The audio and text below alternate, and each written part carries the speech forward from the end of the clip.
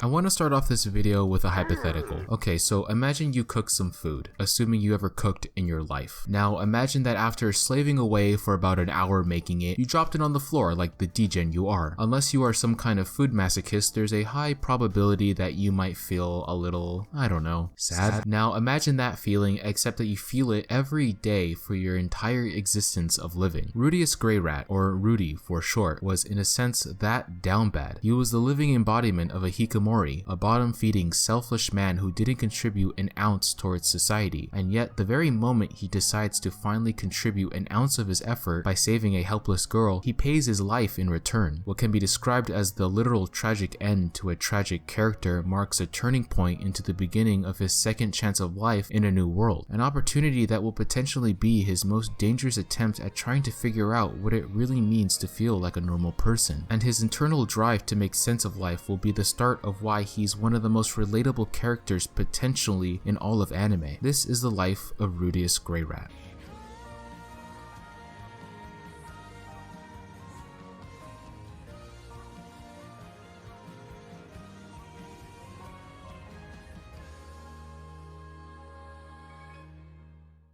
Isekai will always be isekai, alright? It offers the audience an opportunity to invest in a foreign world with a different perspective on how things work. Another reason why you watch it is because you want to see how the main protagonist adapts to the land's atmosphere. I also like the versatility of isekai. Some are serious, but many are pretty laid back. But tell me this, where do you think Mushoku Tensei lies within this spectrum? Realistically speaking, it's really hard to be teleported into another world and think you know it all, and I feel like a crucial part in an isekai is proper development into a protagonist. To further become an inspiring character in an isekai is to fully reject everything you learned in your previous life and you as a person. When it comes to Rudy, I don't know man, he just wanted to see some panties, dude. If you are an infant that was deprived of a woman's touch in your previous life for 30 years, let's be real, you're gonna wear those panties like a war trophy. Think about it, right? If you were thrown into a storybook setting where you get this or that, the fuck is that? If you're watching this, chances are you finally finished both seasons of Mushoku Tensei, so this might be a hot take, but I truly believe season 3 will officially be the beginning of Rudeus' adventure, and the first 2 seasons were merely an introduction to Rudeus as a character, and a pretty darn good introduction if you ask me. In the first 2 seasons, even when he was given the opportunity of a lifetime to rewrite his wrongs in another world, we still see moments of Rudeus' old self holding himself back in achieving just that. While we can't relate to him previously from the perspective of him used to being the average Smash player, his curiosity is what we all have, regardless of who we are, both in a tangible and intangible sense. His curiosity is both his saving grace and his Achilles heel. This curiosity has brought him to greater heights that he has ever accomplished in his previous life, while his curiosity has also brought destruction towards anyone who was influenced by him. In episode 10 of the second season, when Rudeus is finally confronted by Orsted for the first time, his party doesn't say a word. And while that's mostly in part due to Orsted's curse, Rudeus neglects to acknowledge the fact that his companions are frightened and scared, and starts to converse with perhaps the most dangerous man on the continent, a decision that ultimately resulted in Rudeus barely escaping death. His bombastic curiosity is what triumphed over his team's own safety, a classic example of how curiosity almost killed the cat. While this is an extreme example, I'm sure you had instances where unnecessary investigation led to negative consequences. Having to be subjected to one bad thing over and over again because you failed to grasp the possible outcomes that could happen is season 1 and season 2 Rudeus in a nutshell. Season 1 and parts of season 2 show a ignorant character that has a unwillingness to change, a character that is not rejecting the laws of his previous life, thinking that he can get by if he treats his new life like a mere video game character. When he was met yet again by the man god after his small skirmish with Orsted, he doesn't show a single ounce of emotion. He doesn't beg nor demand the man god to bring him back because, well, he just gave up. He truly thought he was dead. This really shows Rudeus' failure to understand why he was given this opportunity to live again, a sort of disconnection with his new life. He truly believed that the new life he was granted, a life that contained a cast of characters ready to grow and support Rudeus as a person, was just as disposable as his previous one. However, he finally establishes a proper connection in episode 11 11 of season 2. There are so many turning points in this anime when it comes to the story's direction, but the most important turning point when it came to Rudeus' character development was when he was faced with a feeling of loneliness again for the first time. When I watched episode 11, Rudeus' final goodbyes seemed so sudden for me. It distracted me from the surprising events that would transpire later in the episode, that Eris too would also leave Rudeus' side. Keep in mind that before this season, Rudeus has always been surrounded by people since the moment he was reincarnated, learning and growing up with the people that gave him the attention he wished he could have obtained a fraction of in his previous life. This carries the same, if not more weight than when he felt loneliness in his first life, a feeling he wished would never happen again, but it did. It took 22 episodes to see Rudeus finally break down under the weight of his own actions. It's a grim and dark way of finally realizing the idea that you don't know what you truly have until it's gone. But it's a realization that made Rudeus finally understand that what happens in this world does matter. There are consequences to his actions, and I feel like moving forward, going into season 3, he will ensure that a situation like this will never happen again. As bizarre of a journey he's been through, by the end of season 2, Rudeus has become a person now seeking valuable insight. By the time we see Rudeus in season 3, he has become more open-minded, searching for different perspectives that will allow himself to grow more as a person. Mushoku Tensei really explores a different avenue of what character development should strive to be. The character development we are so used to seeing in an isekai is someone who strives to be a better person in just the new world and the new world only. Mushoku Tensei doesn't make you forget about the fact that Rudeus was once a person with a dark backstory known to nobody but himself, a person that carried twisted morals paired with a twisted personality that he had in a previous life. Character development, according to Mushoku Tensei, can also be the attempt to begin contributing good into the world, making amends and finally being at peace with what you once were as a person, a redeeming quality that everyone strives for as they grow older, and Rudeus is the shining figurehead to that idea. So in conclusion, who is the best Mushoku Tensei waifu?